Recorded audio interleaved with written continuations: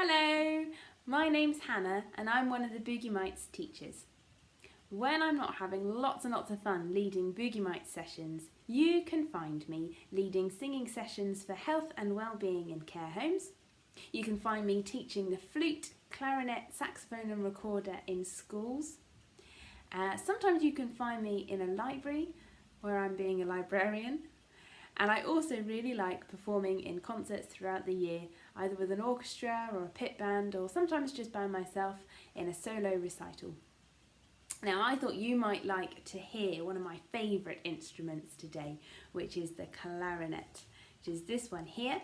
It's got lots of keys on it, and you blow it. Now, I'm going to play you a piece of music by Prokofiev, and you've got to have a think. What animal am I trying to be?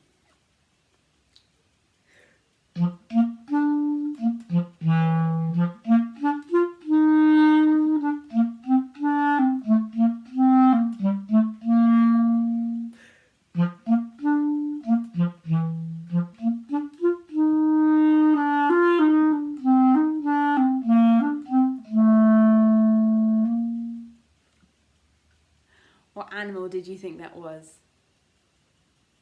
This animal goes meow. It was a cat. Well done if you got that right.